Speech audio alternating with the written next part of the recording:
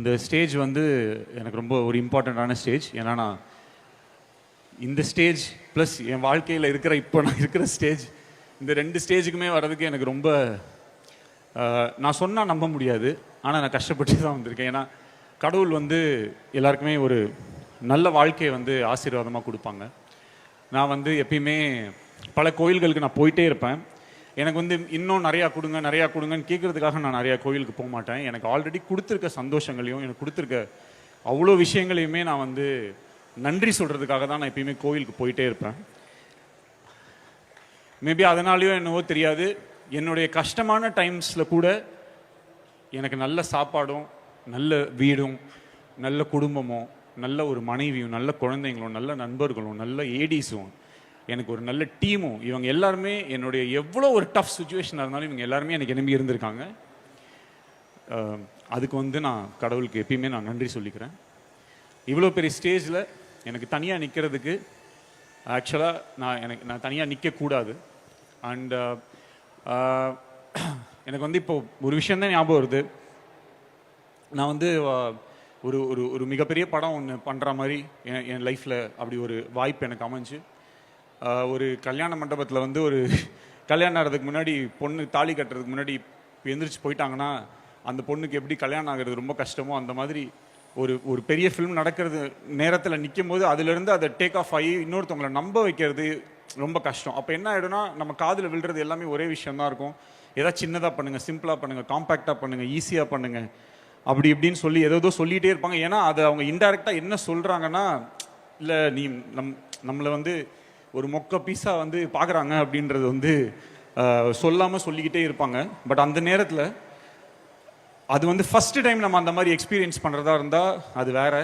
But அதை பல தடவை நம்ம எக்ஸ்பீரியன்ஸ் பண்ணியிருந்தோம்னா, ஏன்னா நம்மளை இதே மாதிரி பல தடவை வந்து இது வேஸ்ட்டு இது, ஏன்னா நானும் ரவுடிதான் படமுமே வந்து அந்த படத்தை சென்சார் காப்பி எல்லாம் பார்த்ததுக்கப்புறமேல்ட்டு கூட யாருமே நல்லா இருக்குது இப்போ சூப்பராக இருக்குலாம் சொல்லலை. எனக்கு வந்து ஒரே ஒரு கனெக்ஷன் தான், அது வந்து எனக்கும் அந்த தியேட்டருக்குள்ளே வர அந்த ஆடியன்ஸுக்கும் இருக்கிற அந்த ஒரே ஒரு கனெக்ஷனை நம்பி வாழ்கிறவன் தான் நான்.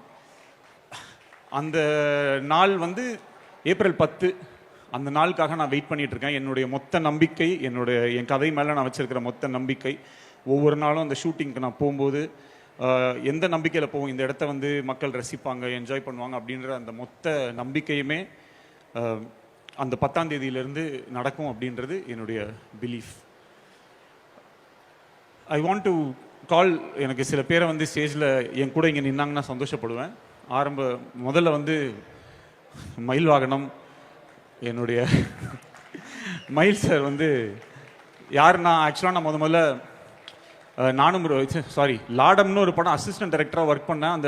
அந்த படத்தில் வந்து ஒர்க் பண்ணிட்டு இருக்கும்போது எனக்கு 150 ரூபா பேட்டா கொடுத்தாரு. அவர் தான் அதில் வந்து ப்ரொடக்ஷன் மேனேஜர். அப்போ 150 rupees பேட்டா கொடுக்கும்போது வவுச்சரில் வந்து 115 போட்டிருந்தது, கையில் 100 ரூபா தான் கொடுத்தாரு.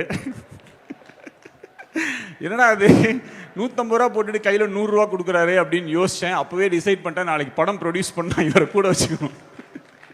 ஸோ அப்போ வந்து என்கிட்ட ஒரு ஹேபிட் இருக்குது, என் ஃபோனில் வந்து நான் சில பேரை வந்து ஒரு சில நேம்ஸாக சேவ் பண்ணி வைப்பேன். அது வந்து ஃப்யூச்சரில் வந்து அதே மாதிரி நடக்கும். அது வந்து என்னுடைய மேனிஃபெஸ்டேஷன், என்னுடைய பிலீஃப். சொன்னால் நம்ப முடியாது. அன்றைக்கி ஒரு என்கிட்ட கொடுக்கும்போது அவர் நம்பர் வந்து மயில் வாகனம் ப்ரொடியூசர்னு சேவ் பண்ணி வச்சுருந்தேன். இன்றைக்கி ரவுடி பிக்சர்ஸில் அவர் தான் ஆக்சுவலாக ப்ரொடியூசர். நாளைக்கு ஏதாவது கடன் ஆச்சுன்னா அவர் தான் கட்டணும். ஸோ மயில் சார், அப்புறம் குபேர் எனக்கு வந்து எனக்கு ஒரு சொந்த தம்பி இருந்திருந்தா கூட, ப்ளீஸ் மியூசிக் வேண்டாம் ப்ளீஸ் விட்டுருங்க. குபேர் எக்கோ அடிக்குது. குபேர் யா ப்ளீஸ் குயிக்காக முடிச்சிடுறேன். எனக்கு ஒரு சொந்த பிரதர் இருந்திருந்தா கூட என் ப்ரெஷர் தாங்காமல் நேரம் ஓடி இருப்பாங்க, இல்லைன்னா நான் சாப்பிட்ற ஃபுட்டில் சுகர் போட்டிருப்பாங்க. ஏன்னா இது வந்து ஈஸியாக இருந்தது கிடையாது. இந்த படம் எடுக்கிறதுக்கு வந்து இந்த புஸ்வானம் முடியட்டும். ஒரு படத்தில் இந்த விவேக் காமெடியில் வரும் இந்த மாதிரி, இது ஒருத்தம்போது தம் இருக்கான்னு கேட்க மாட்டாங்க, ஃபர்ஸ்ட் தீப்பெட்டி இருக்கா அப்படின்னு, அப்புறம் தம் இருக்கா அப்படி கேட்போம். அந்த மாதிரி தம் அடிக்க வெறும் வாய் மட்டும் எடுத்துகிட்டு வந்த மாதிரி இந்த படத்தை எடுக்கிறதுக்கு என்கிட்ட எதுவுமே இல்லை, வெறும் நம்பிக்கை மட்டும்தான் இருந்துச்சு. ஏன்னா ஃபர்ஸ்ட் இந்த படத்துக்கு பிளான் பண்ண நான் முதல்ல அந்த படத்துக்கு பட்ஜெட் போடும்போது 150-200 crore செலவாகும் அப்படி சொல்லிட்டு நான் இதெல்லாம் சொன்னால் பெரிய பட்ஜெட் உடனே ப்ரொடியூசர்ஸ்லாம் இப்படி அவர் பெரிய படம் பண்ணுவோம் அப்படின்ற ஆசையில் கடகடன்னு வேலை நடக்கும்னு நினச்சா அடுத்த வாட்டி அந்த இதே நடக்கல. ஸோ இது வந்து காத்துவாக்கில் 2 காதல் படத்துக்கு முன்னாடியே நான் பண்ண வேண்டிய ஒரு படம். அப்போவே SK17 சொல்லி அனௌன்ஸ்மெண்ட் ஆன ஒரு படம் தான் அது. அப்போது இது நடக்காதுன்னே எனக்கு தெரியாது. ஆனால் அது நடக்கும் நான் இது பண்ணிட்டே இருந்தேன். அப்புறம் ஒரு நாள் எனக்கு புரிஞ்சிருச்சு இது நடக்காதுன்னு சொல்லிட்டு அப்போ அதுலேருந்து நான் வெளில வந்துட்டு அதே அவங்க சொன்ன மாதிரி காம்பேக்டாக ஒன்று பண்ணுங்கள், சின்னதாக ஒன்று பண்ணுங்கள், நம்மளால் அவ்வளோதான் முடியும் அப்படின்ற மாதிரி ஒரு மைண்ட் செட்டில் நான் அந்த படத்தை நான் பண்ணி முடித்தேன். காத்துவாக்கில் 2 காதல். அதுக்கப்புறம் ஒரு நாள் நான் செஸ் ஒலிம்பியாடை வந்து டைரக்ட் பண்ணுறதுக்கு ஒரு ஆப்பர்ச்சுனிட்டி கிடச்சிது.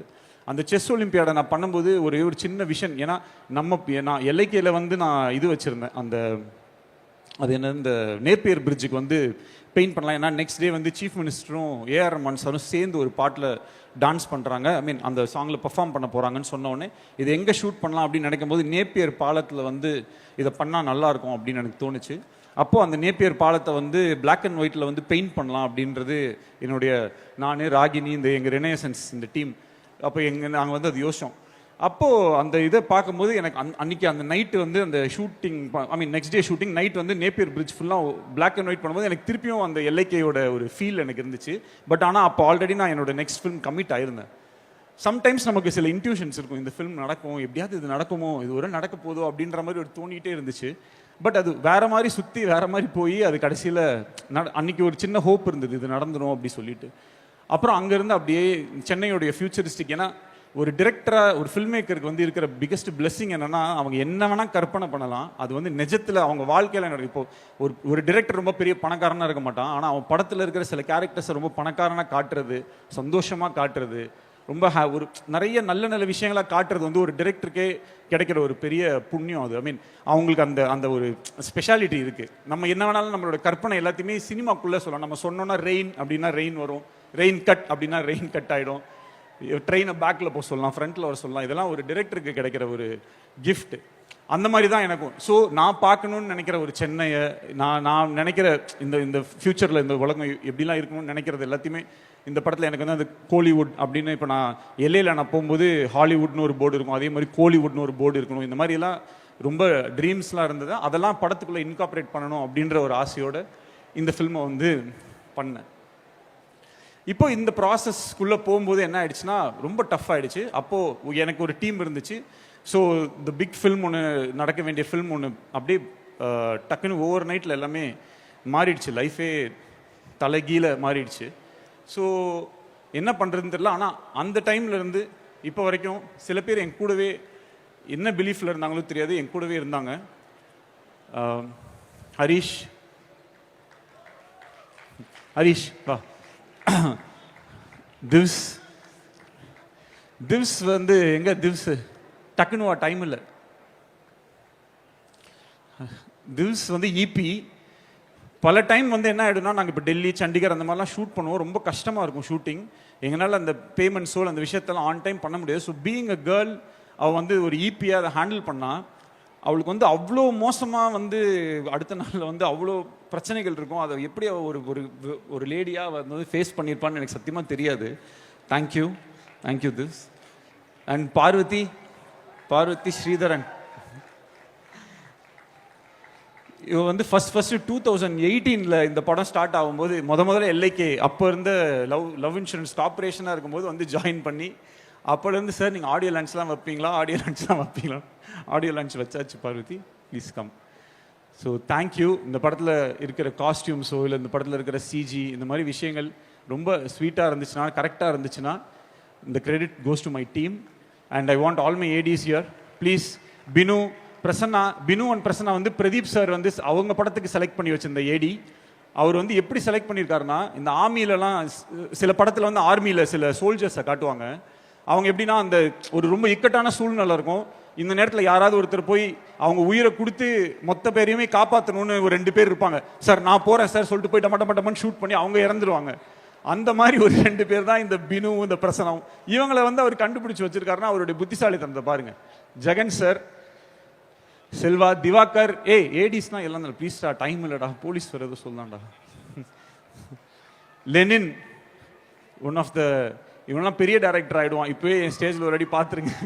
லெனின், திவாகர், எது பாலா, நம்ம டீம் மட்டும் அப்படி வந்துடுங்களேன் ஃபாஸ்ட்டாக ப்ளீஸ். அஜித், அஜித் வா, அஜித் அஜித் அஜித் அஜித் வா. அந்த இதில் ஒரு பரிதாபங்களில் ஒரு இது வரும்ல, 10 ரூபா 30 ரூபாய்க்கு வேலை செய்வான் 3 நாளைக்கு ஷார்ட்ஸ். அந்த மாதிரி இவன் வேலை செஞ்சதுக்கெலாம் நான் கொடுக்கணுன்னா மொத்தம் இந்த படத்தோட மொத்த பட்ஜெட் இவங்ககிட்டே கொடுத்துடலாம். ஏன்னா அவ்வளோ வேலை செஞ்சுருக்கான் அந்த பையன். Thank you thank you Ajith, thank you so much. So yeah, இப்போது இந்த படத்தை இப்போ ஆண்டனி கம் இது அப்புறம் இந்த படத்தை எடிட் பண்ணுறதுக்கு நான் ரொம்ப கஷ்டப்பட்டேன். ஏன்னா எனக்கு வந்து என்கிட்ட எல்லாமே இருந்துச்சு, கான்ஃபிடன்ஸ் மட்டும் பெருசாக இல்லை. ஏன்னா இவங்களை தவிர வேறு யாருக்குமே என் மேலே வந்து பெரிய ஒரு கான்ஃபிடென்ட் இருக்க மாதிரி எனக்கு தெரியல. எல்லாத்துலேயுமே ஏதோ டவுட் இருக்க மாதிரி இருக்கும். ஸோ பிரதீப் ராகவ் கிட்ட வந்து நான் ப்ளீஸ் ப்ரோ வந்துங்க, பிரதீப் ராகவ் கிட்ட நான் ஒரு வெர்ஷன் பண்ணுவேன், கட் பண்ணுவேன், இது பண்ணுவேன், அது பண்ணுவேன். கிட்டத்தட்ட வேர்ல்டு ரெக்கார்டு ஒரு இப்படியும் 100 வெர்ஷன்ஸ் பண்ணியிருப்போம். இப்போது ட்ரெய்லருக்கு ஒரு எப்படியும் ஒரு 500 கட்டாது பண்ணியிருப்போம். அவ்வளோ இதை பண்ணி எனக்கு வந்து ஹெல்ப் பண்ணார். ஒரு ஆக்சுவலாக ஒரு கோ டைரக்டர் மாதிரி அதில் இருக்கிற கதையில் இருக்கக்கூடிய நிறையா ஓட்டைகள் ஒரு இதில் எல்லாமே ரொம்ப I really enjoy working with as a human being. Also is a great friend to me. So இது எல்லாமே இவங்க எல்லாருமே சேர்ந்து இந்த ஃபில்மை வந்து நான் எடுக்கிறதுக்கு வந்து எனக்கு பயங்கரமாக ஹெல்ப் பண்ணிட்டாங்க.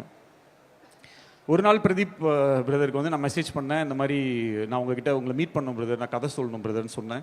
ஓகே அப்படின்னு சொன்னார். அப்போ போயிட்டு நான் சொல்லும்போது அவருக்கு வந்து ஸ்கிரிப்ட் ரொம்ப பிடிச்சிருந்துச்சு. அதுலேருந்து எண்ணி 2வது நாள் சொல்லிட்டாரு. அதுக்கப்புறம் ஓகே அப்படின்னு சொல்லிட்டு ஆரம்பிச்சிட்டோம். அப்போ ப்ரொடியூசர்ஸ் இந்த மாதிரி விஷயங்கள்லாம் செட் ஆகலை. அப்போது ஒரு இப்போ பர்டிகுலர் ப்ரொடக்ஷனில் பேசியிருந்தோம். அங்கே வந்து பயங்கரமான பட்ஜெட், பெரிய பட்ஜெட் சொல்லி என்னடா டிலே ஆகுது ஆகிட்டே போகுது. ஏன்னா ஆல்ரெடி அந்த ஃபிலிம் வேறு நடக்கலை, என்னடா இது அப்படின்னு சொல்லி எனக்கு ரொம்ப கஷ்டமாயிடுச்சு. அதுக்கப்புறம் அங்கேருந்து மூவ் பண்ணி எப்படியோ கொண்டாந்து அவரை வந்து எப்படியோ கன்வின்ஸ் பண்ணி இது பண்ணும்போது நேராக ஒரு நாள் என்ன ஆயிடுச்சுன்னா, இந்த படம் நடக்குமா நடக்காதான்னு ஆகும்போது வேற ஒரு ஃபிலிம் இப்படிலாம் சில விஷயங்கள் வந்துச்சு. ஆனால் எனக்காக அவருக்கு வந்து அந்த டைமில் ஒரு மிகப்பெரிய ஆப்பர்ச்சுனிட்டி கிடைச்சது டு டிரெக்ட் அ ஃபிலிம். அவ்வளோ ஆப்பர்ச்சுனிட்டிஸ் கிடைச்சும் அவர் கொடுத்த அந்த ஒரு வேர்ட்காகவும் எனக்காகவும் ஒரு ரொம்ப இந்த ஒரு டஃப் சுச்சுவேஷனில் நீங்கள் நின்னதுக்காக life time I am grateful to you Pradeep and I love you. அதோடு நிறுத்தாமல் நீங்கள் இந்த படத்தில் நடித்த விதம், அதில் ஒரே ஒரு விஷயம் வந்து என்னென்னா, அந்த நம்ம டெல்லியில் நாங்கள் ஷூட் பண்ணிகிட்டு இருந்தோம், இன்டர்வல் சீக்வன்ஸ் எடுத்துகிட்டு இருக்கோம். ரொம்ப ரொம்ப முக்கியமான சீக்வன்ஸ், பயங்கர எமோஷனல் சீக்வன்ஸ், அவர் படுத்து அழுது பயங்கரமாக நடிக்க வேண்டிய சீக்வன்ஸ். அந்த சீக்வன்ஸ் அந்த எடுத்துகிட்டு இருக்கும்போது எங்களுக்கு அங்கே சுற்றி வந்து என்னென்னா ஃபுல்லாக டெல்லி அவங்க ஆளுங்கெல்லாம் வந்து பயங்கரமாக அடுத்த ஆளுங்க வந்துட்டாங்க. அங்கே வேறு செட்டு போடுறதுக்கு வந்துட்டாங்க. அவங்கெல்லாம் கத்துறாங்க, சண்டை போடுறாங்க. அப்போ இவன் இந்த திவ்ஸு இங்கே என் டீம் எல்லாம் போய் அங்கே சண்டை போட்டுட்டு இருக்காங்க. பயங்கரமாக ப்ளீஸ் சார்னு கெஞ்சுறாங்க. இவங்க காலெல்லாம் விடுறாங்க. அந்த அளவுக்கு அங்கே ஒரு இது போயிட்டு இருக்கு. இங்கே வந்து நான் கேமரா வச்சு நான் எடின்னு சொல்கிறேன். அங்கே இடத்துல வேறு எந்த ஆக்டராக இருந்தாலும் எனக்கு கொஞ்சம் இல்லை, எனக்கு கான்சென்ட்ரேட் பண்ணணும், இல்லை இப்படி இருக்குது அப்படி இருக்குன்னு சொல்லுவாங்க. ஆனால் அந்த சுச்சுவேஷனை பயங்கரமாக புரிஞ்சுக்கிட்டு அத்தனை டேக்ஸ் அவர் நடித்தார். அவர் திருப்பி அவர் பண்ணிட்டு இருந்த ப்ரோ பண்ணிடலாம் ப்ரோ. அந்த இடத்துல பிரதீப் வந்து நாட் ஜஸ்ட் அ ஹீரோ, அந்த இடத்துல ஒரு டிரெக்டராக என்னோட பெயினோ அந்த இடத்துக்கு நம்ம என்ன கஷ்டப்பட்டுருப்போன்றதை இது பண்ணி அவர் நடித்த விதம், அந்த சீக்வன்ஸ் நான் இப்போ வரைக்கும் நான் அந்த இன்டர்வல் சீக்வன்ஸை நான் வந்து பார்க்கும்போது எல்லாமே எவ்ரி டைம் எனக்கு ஞாபகம் வரதெல்லாம், இந்த மனுஷன் வந்து அந்த இப்படி ஒரு சுச்சுவேஷனில் இப்படி ஒரு நடிப்பை கொடுத்துருக்கானா, இவன் என்ன எப்படிப்பட்ட சுச்சுவேஷனில் வேணாலும் என்ன மாதிரி ஒரு நடிப்பு வேணாலும் கொடுக்க முடியும். He is a gifted, very very gifted, blessed and a highly talented writer, director and an actor. He is the best. எனக்கு தெரிஞ்சு நிறையா ஹெல்ப் எடுத்திருக்கேன் நான் பிரதீப் கிட்ட இருந்து. நான் நிறைய லேர்ன் பண்ணியிருக்கேன், என்னை நிறைய ரிஃபைன் பண்ணியிருக்கேன். எனக்குன்னு நான் ஒரு ஜோனில் இருப்பேன். பல்ஸில் வந்து பிரதீப் இஸ் இன் பல்ஸ். நான் மேபி கொஞ்சம் அங்கங்கே எனக்கு கொஞ்சம் சில விஷயங்கள் நான் வந்து எக்ஸ்பெரிமெண்டல், இந்த மோர் ஆஃப் இது வரலையா அப்போ இது நம்ம பண்ணுவோம் அப்படின்ற ஒரு ஏரியாக்குள்ளே நான் போயிடுவேன்.